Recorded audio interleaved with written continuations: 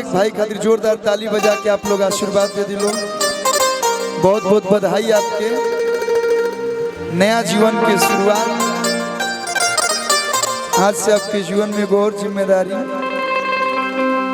आज राउर तिलकोत्सव है, शुभ तिलकोत्सव। और तिलक में जितना लोग भी जुटल बा रुआ के आशीर्वाद देवे खातिर, हमनियों के प्यार देवे खातिर आइल बने जा।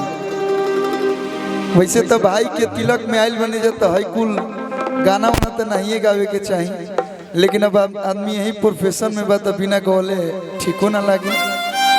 तो जितना लोग भी उपस्थित भइल बा अभिषेक भाई के तिलक में आशीर्वाद देवे खातिर सब लोग के हम अरविंद अकेला कल्लू बार बार प्रणाम करते हैं। एक बार जोरदार ताली हमरों के आशीर्वाद के रूप में वो लोग बना।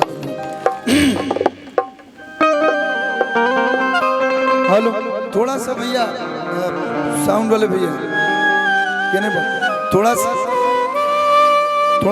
वोकल उठाओ ना मॉनिटर में, हल्का बेस कम करना। हेलो हेलो आज कितना खुशी के बाद बा, थोड़ा सा और लेवल बढ़ा दे। हेलो क्या सरस्वती पूजा है, बसंत पंचमी के दिन है। हमारो बिया बसंत पंचमी के दिन भइल रहे 26 जनवरी के। पिछला का 2 साल हो गया, पता ही नहीं चला 2 साल कब गुजर गया। लड़का होगा मतलब ये कुल बतावल जाला, लोग के मालूम नहीं खे। और आज हमारा अभिषेक भाई के भी तिलक बा। माता रानी करस आप लोग हमेशा खुश रही। लोग छोट हमें कि बड़ हमारा तो नहीं मालूम, छोटे हुई हमारे लिए ना होली आवत तो हमने के छोटो के भौजी कह दें, जैसे हम कहीं पहले कन्फर्म कर ली कि भव लगे हमारे तो हमार भाई हमार भव ऐसे ही जीवन भर खुश रहस लोग। माता रानी से ये प्रार्थना रही। हम तो उतना बोल नहीं की, साथ ही मंच पे उपस्थित हमने सब कलाकारन के दिल में बसावे वाला, दिल में बसे वाला बुची भैया स्वागत अभिनंदन बा। अभिषेक भैया सुधा डेयरी के मलिकार यहाँ के जौना मंच पर रही ना, फैक्ट्री में दूध गिरत हुई, रसमलाई पनीर फरात हुई, लेकिन मंच पर पैसा फहरा।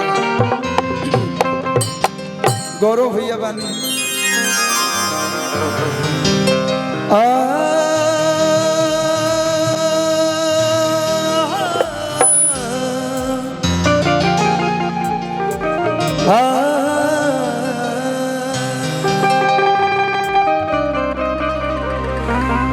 कि हमके अपन दास बनाला,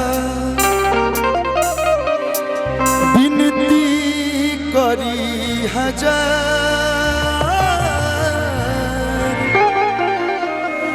तोहरे चरण के धूल से मैया, बनी तकदीर हम गावता नहीं, चाहे अभिषेक भाई गावता रहे, चाहे केहू भी गाना गावता, बिना वहाँ के कृपा भैले कुछ नहीं के। अंजनी भैया हमार वैसे तो लगी है चाचा, लेकिन हम भैया कहना जवानी बनल रहो। यहाँ के बजावता नहीं, चाहे हरेंद्र भैया, चाहे जितना लोग बजावता, सब माई की कृपा बा। तो माई के गुणगान करे के बा, कहे के बा कि विनती करत बानी प्रेम से सरस्वती मैया की। अरे तनी जयकारी जोर से लागे भाई, बोले तो तब जय बोले। प्रेम से सरस्वती मैया की विनती करत बानी पैया परत बानी। गाना जब हम बहुत छोट रहनी, ये कोनो एल्बम के गाना ना है, सबसे पहले यही गीत हमारे के बाबूजी लिख के दिल रहे कि सुन लिया राजिया हमार ये माई बेड़ा पार करो।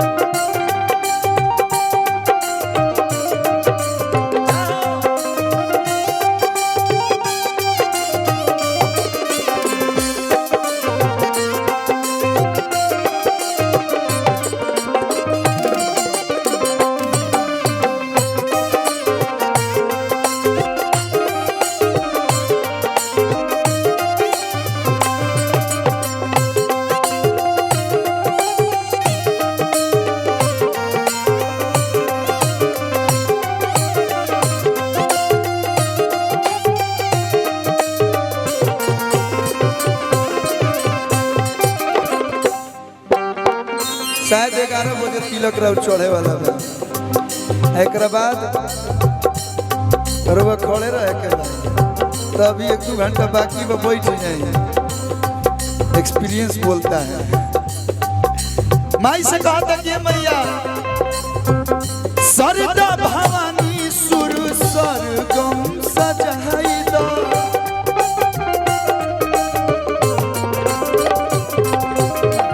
रहिया भुलाइल बानिया के बताई दो।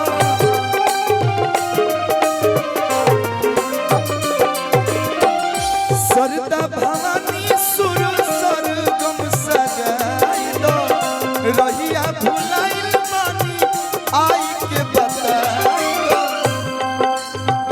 लइका के दोनों बड़ हो जाओ, माई के सामने लइका लइके रहेला, बहुए रहेला। लइका कमार बानी पड़ल मझधार बानी,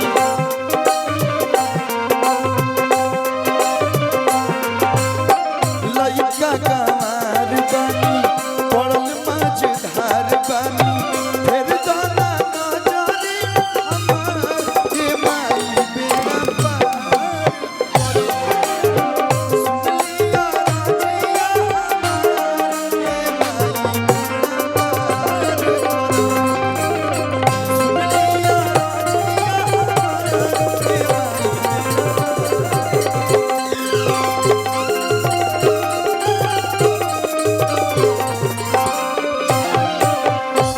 सरस्वती मैया की।